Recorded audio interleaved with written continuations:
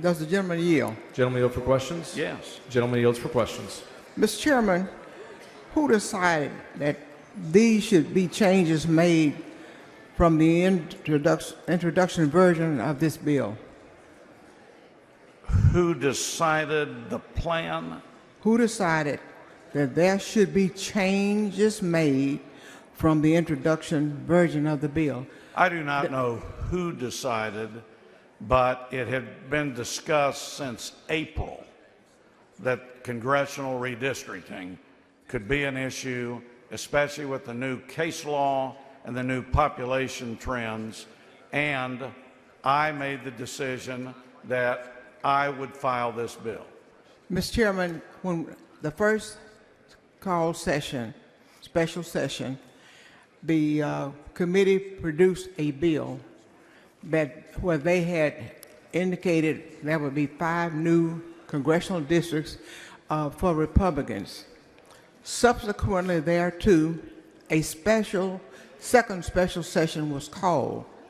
Upon meeting of the committee, there was a vote taken on a amended part of a bill that had been previously voted out on the first special session of this year.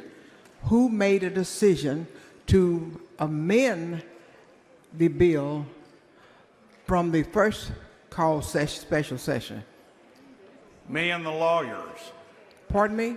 Me and the lawyers. And what was the rationale for the changes of you and the lawyers? Well, if what we're talking about is there was a committee substitute that was adopted on Monday, it increased Republican political performance.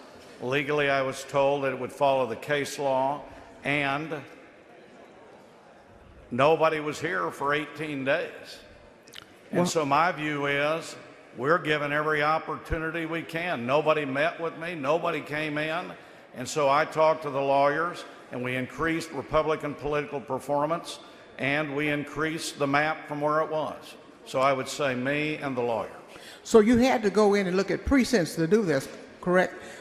You had to go in and look at precincts in order to make those changes. I would say, Dean, that I visited with counsel, and they and their resources looked at the specifics. And who made a decision on what precincts will go into that amended map? I think it was what, 2333? Counsel. Council and council alone? There was no input by you? Well, I mean, I told them I wanted to increase Republican political performance, and I'm not involved in the specifics. And I asked, as everybody in here does when you hire a lawyer, this is my goal, can you accomplish it? And they did it, and I asked them to follow the law, follow Rucho, follow Petaway, and this was the map that was developed. So what you're telling the House is that you and you alone made a decision to make those changes? No, as I just said, I made the decision to look at this map. Can we increase Republican performance since nobody was around and that we had a walkout? They then went to work, came up, and increased the Republican performance. So when did you make a decision that you needed to make a change in the map from the first special session to the second special session? The walkout occurred August 3rd. It was probably a couple of days after that. On August the 3rd, subsequently to that, didn't we have hearings? Or was that No, the nobody last? was here. It was a quorum break. We couldn't do anything, couldn't meet, couldn't let the public have hearings. Nobody could meet with me. Nobody could provide an amendment. So we had to just do things on our own. So there were no input. I think what you're telling me is there was no input by the speaker. There was no input by the lieutenant governor. There was only input by you and the person that you indicated help you draw the changes, and you alone made a decision that there should be some changes to the map that was a part of the first special session.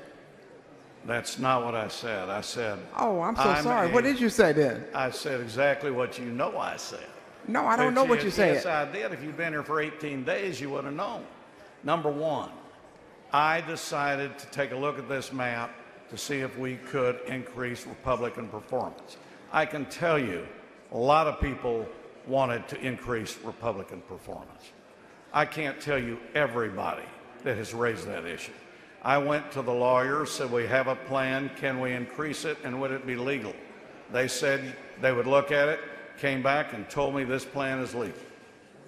Well, I based upon the testimony that I think that the committee held, the 3 hearings, based upon the testimony that we heard, based upon what was supposed to have been submitted as written testimony, it is my understanding that there was a 100-to-1 not to make changes in the maps. Am I missing something? Yeah, you missed 88 Republican members that didn't get an opportunity as well either. But they Mind you, you held public hearings, Dean, that were not required. The chairman of the committee decided to include the public. But I'm glad he did. But just because certain groups come in, and if you remember, there was certainly a lot of publicity that I can't remember the source yet, but I think it'd be checked, that there were certain third-party organizations paying and getting field advisors to come into these hearings to take a political stance. So if they're going to use the political under Rucho, so can we. But were the 88 members who are members of this body denied the right to come and testify before that committee? No, but they've been here the whole time, and they have been wanting to move this. I'm just glad I'm able to get this particular plan, because it may get reviewed again. Were their constituents denied the right to come and participate in the hearings? What's that? I couldn't Were hear. their constituents denied the right to participate in those hearings? That I don't know, because I just presented the bill. I don't know. Were their constituents denied the right to submit their opinion or testimony to the committee? I don't think so, but again, I was just presenting the bill. That was not my function. But you made the statement that they were not a part of it. I didn't say they were not important. In fact, in the hearing, as you recall, I made a big statement that I thought they were important, and even though there was opposition, I was glad they came, and some of the information in this map came from those hearings. So I disagree with you 100%. I'm glad we did the hearings. I'm glad we got the input, and I'm glad that a lot of people submitted it in writing. So absolutely it was taken in. Just because somebody agrees or disagrees with me doesn't mean that I'm not going to listen. And in fact, I offered at the hearing for members to come visit with me and members to come talk with me. And if they needed to bring somebody in, that they could. I did hear from some Republicans. Well, to agree and disagree is a part of our democratic process. Absolutely. Okay, and they did have an opportunity, had they wanted to come. Yes, I do agree that they had. Mr. Chairman, let me draw your attention to Congressional District Number 9.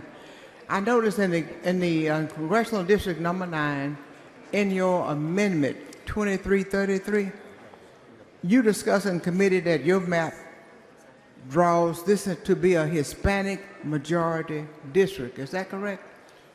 Are you talking about the bill that is right here today? Yeah, I'm talking about that amendment that was voted out of committee. Well, we didn't do an amendment. We did a committee substitute. The substitute. Okay. Yeah. Yes. And I think the number was 2333. I think that's the map number is Plan C 2333. Yeah, that's the one we own. That's what I'm talking about. And you indicated today that you all reconfigured that to be a Hispanic majority district, correct? We said that Hispanic CVAP under the committee substitute would be 50.15%. And you have said in your brief that the Latino population in Texas support Republicans. That said that In your brief. in my brief. Then you say that, I've heard you say that the Latinos tend to support Republicans? Well, not me, but I certainly welcome all of them being a South Texan, and I do think political performance and trend is going that direction to support Republicans, absolutely. But Well, I don't know what you mean. I don't think I said somebody preferred. I think there is a political performance that's showing preference to certain Republicans in different regions of the state based on everybody.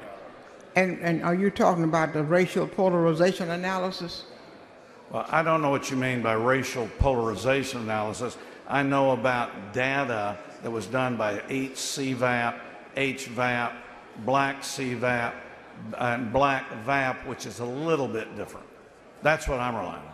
Well, this is analysis that is normally utilized when they're drawing to see what is the performance of different race.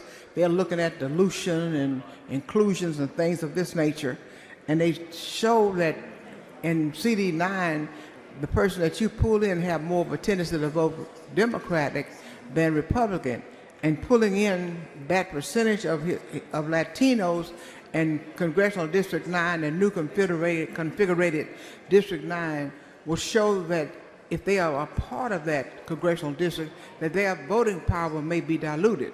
Are you aware of that? I'm not real clear on that. Are you? I don't think there's a dilution. Political performance is what this is. CD9, the Hispanic CVAP, is 50.15%. It's a new Hispanic CVAP. Liberty County is now in CD9. There does show in this CD Republican partisan performance. Previously, though, CD9 was not a majority of a single group. So now they are. Gentleman's time has expired. Mr. Speaker, Stops for what purpose? I move that the time be extended. Members, you heard the motion. Is there objection? Chair is not so. There is objection.